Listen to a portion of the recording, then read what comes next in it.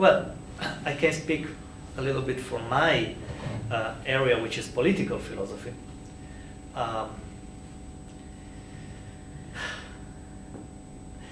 Our world has become so complex that we face so many problems that you don't even know where to start with, you know, exactly.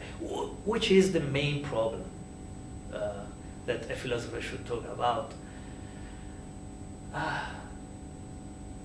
Maybe precisely our way of grasping the world. I mean, the major problem is that we are not able to understand our world completely. So we have first probably to thematize this thing.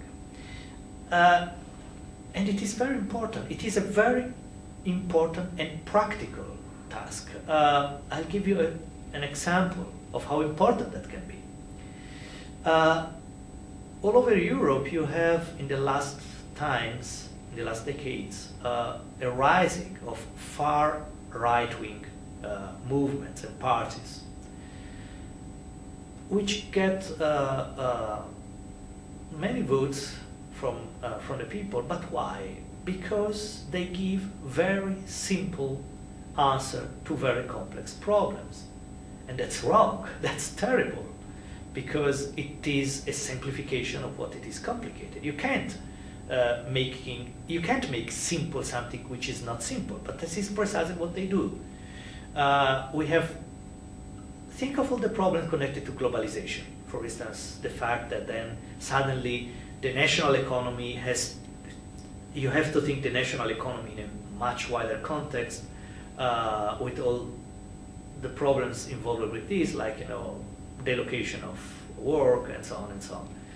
Many people are not able to grasp this, not because they're stupid, because these are very complex problems.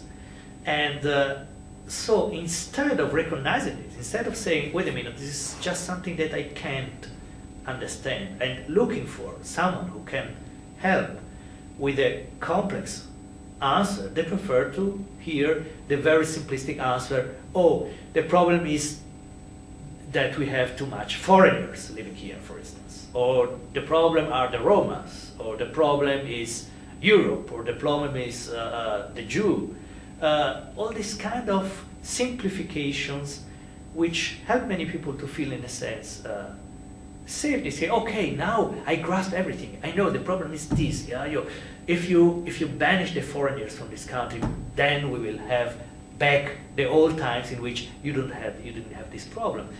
This is precisely the kind of risk about which a philosopher should call our attention. I mean, really try to imitate this oversimplification. There is no simple answer to complex problems. This is something you have to face. It's unpleasant, it is, but this is something you have to face.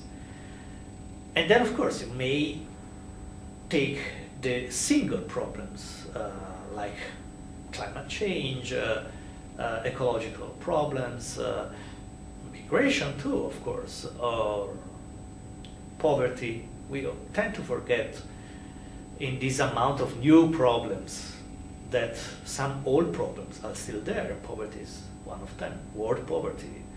And world poverty doesn't mean poverty in some very far country. Poverty is increasingly becoming a problem in Europe.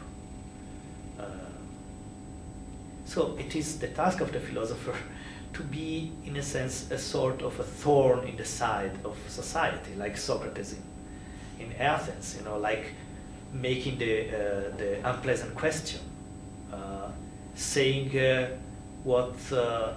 saying to someone who is trying to making a simplification, in his face or in her face, you are doing a simplification.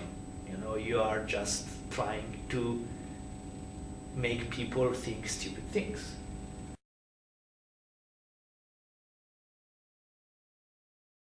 Well, globalization is, in my opinion,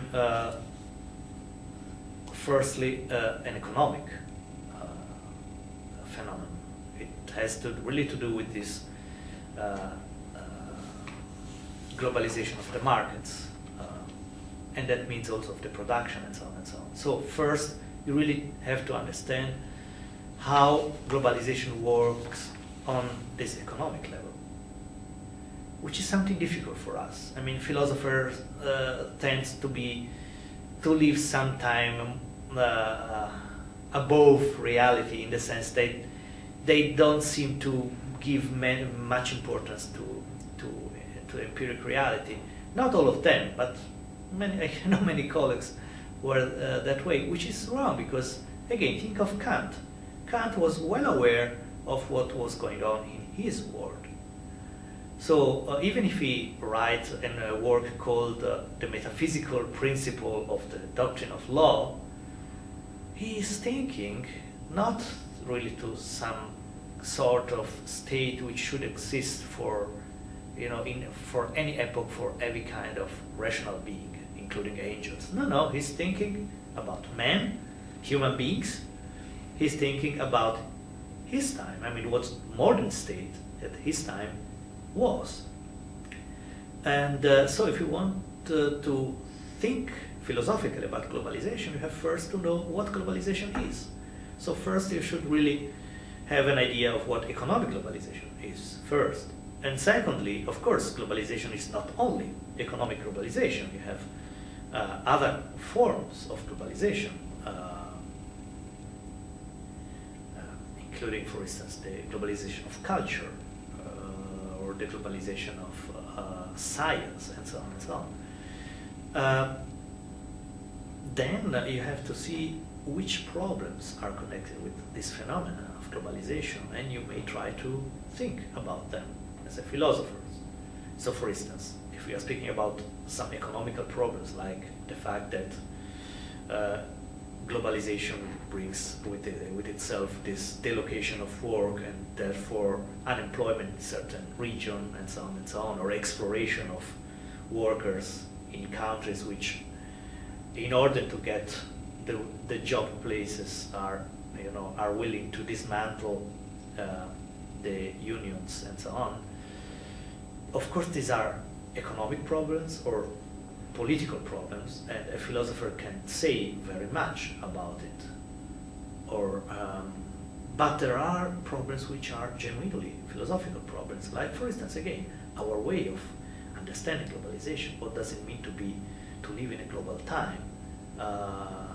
Which are the implications for our Selbstverständnis, as they say in German, our self-understanding? How do we see ourselves as individuals, but also as human beings?